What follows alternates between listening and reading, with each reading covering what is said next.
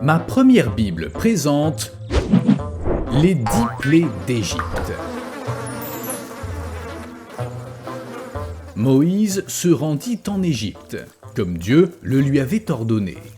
En chemin, Moïse rencontra son frère Aaron, et ils se saluèrent.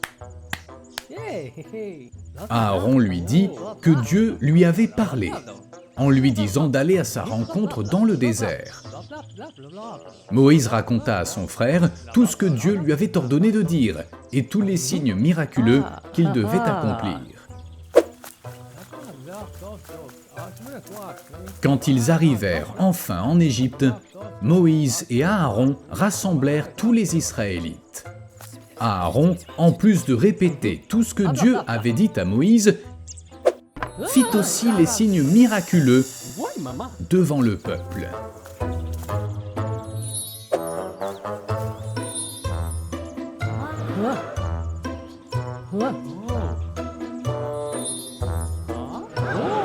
Ils leur dirent que Dieu avait pris soin d'eux et qu'il avait vu leur souffrance.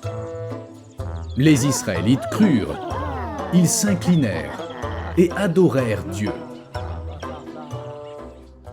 Après cela, Moïse et Aaron se présentèrent devant le Pharaon et lui dirent « Ainsi parle le Seigneur, le Dieu d'Israël. Laisse partir mon peuple afin qu'il m'adore pendant 3 jours dans le désert. » Et le Pharaon leur répondit « Non. Qui est ce Dieu pour que je lui obéisse et que je laisse partir les Hébreux? Je ne laisserai pas le peuple partir. Le Dieu des Hébreux s'est révélé à nous, dirent-ils. Nous devons donc faire un voyage de 3 jours dans le désert pour offrir des sacrifices au Seigneur notre Dieu. Sinon, il pourrait frapper les Égyptiens de plaies. Pourquoi détournez-vous le peuple de ses travaux? Vous l'empêchez de travailler, dit le Pharaon. Allez-vous-en d'ici. Et ils s'en allèrent.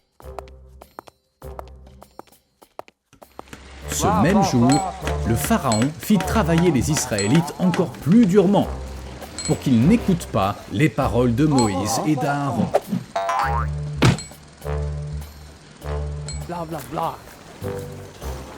Moïse, en voyant cela, pria. « Ah, Seigneur, pourquoi traites-tu si mal ce peuple? Est-ce pour cela que tu m'as envoyé? Depuis que je me suis présenté devant le Pharaon et que j'ai parlé en ton nom, il ne fait qu'accabler ce peuple.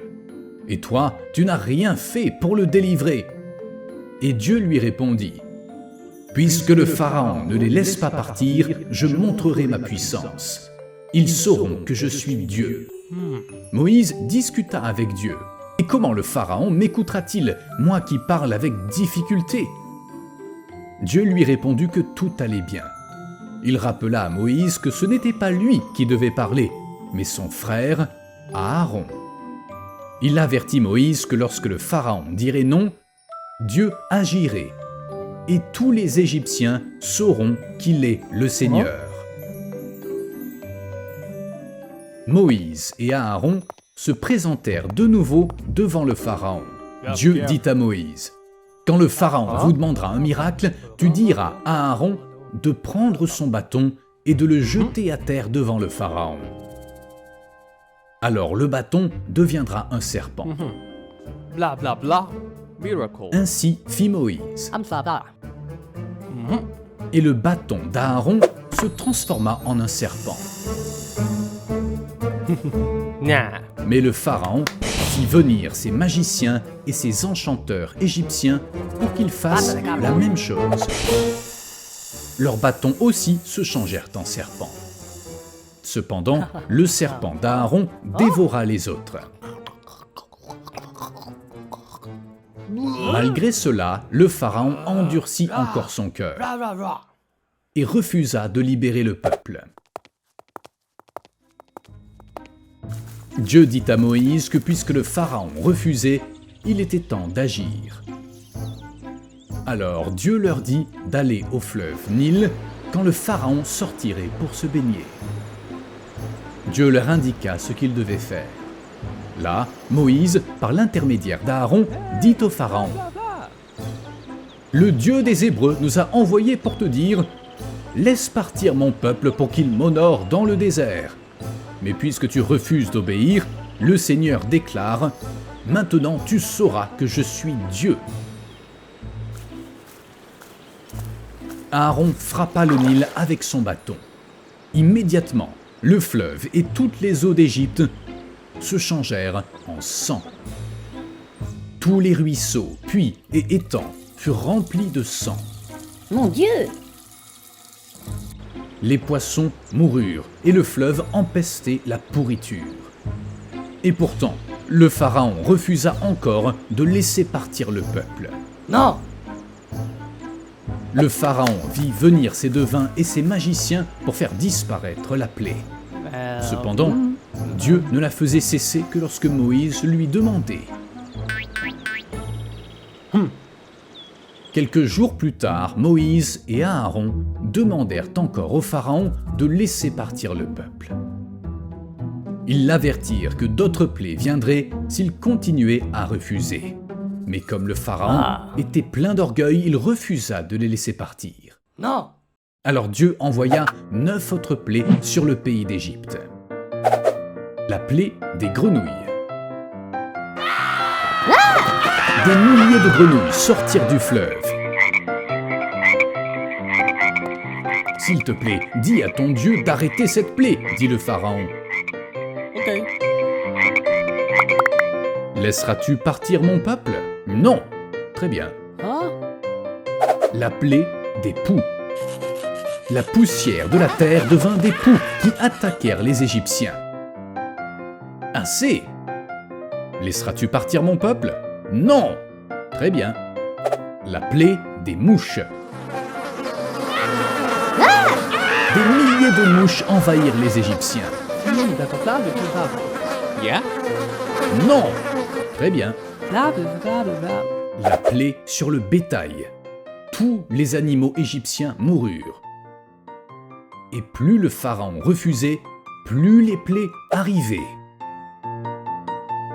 La plaie des ulcères. La plaie de la grêle.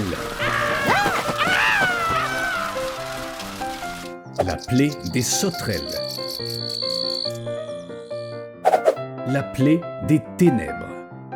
Dieu fit en sorte que le soleil cesse de briller pendant 3 jours en Égypte.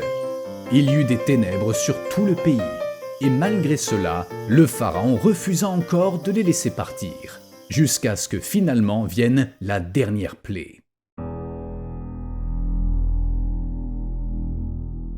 Le pharaon était si en colère qu'il ne voulait plus écouter Moïse ni Aaron. Dieu avait averti Moïse de la 10e et dernière plaie, celle qui ferait que le pharaon laisserait partir le peuple d'Israël.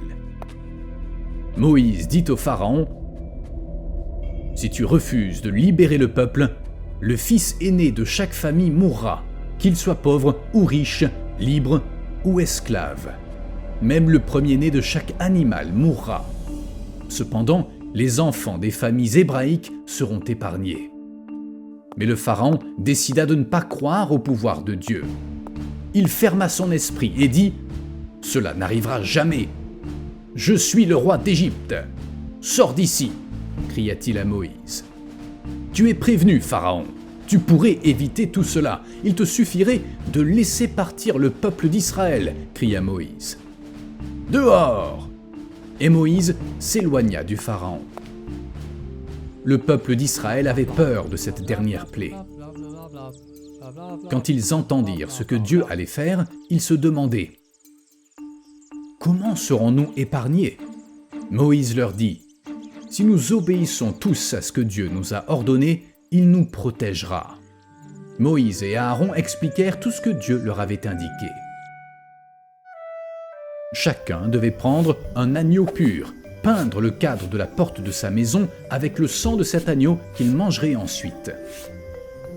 Ainsi, quand l'ange de la mort passerait sur l'Égypte, il saurait quelle maison épargner. De cette manière, il saurait où vivait le peuple d'Israël et qui avait obéi. La nuit de la dernière plaie fut appelée la Pâque. dernière plaie fut appelée la Pâque. Moïse et Aaron dirent au peuple qu'ils devraient se souvenir de cette nuit, faire la fête en mangeant de l'agneau et du pain sans levain, et raconter ces histoires de tout ce qui s'était passé à toute leur génération. À minuit, l'ange de la mort emporta tous les premiers-nés, mais il n'entra pas dans les maisons marquées de sang. Cette nuit-là, il y eut de grands cris de douleur dans tout le pays d'Égypte. Bla bla bla. Bla bla bla bla bla. Quand le pharaon apprit que son fils était mort, il n'eut pas d'autre choix que de faire appeler Moïse et Aaron. « Partez, dit le pharaon. Quittez mon pays et allez servir votre Dieu, comme vous l'aviez dit. Emportez toutes vos affaires et ne revenez plus. Et s'il vous plaît, priez votre Dieu qu'il me bénisse moi aussi. » Et ils partirent. Le peuple égyptien, de son côté, offrait des objets précieux aux Israélites pour qu'ils quittent leur pays le plus vite possible, car ils disaient « S'ils restent ici, nous sommes perdus. »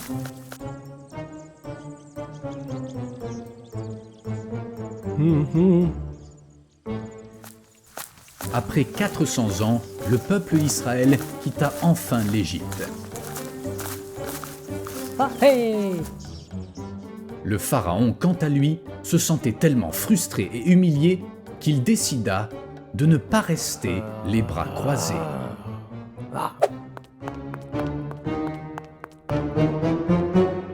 Abonne-toi et commente.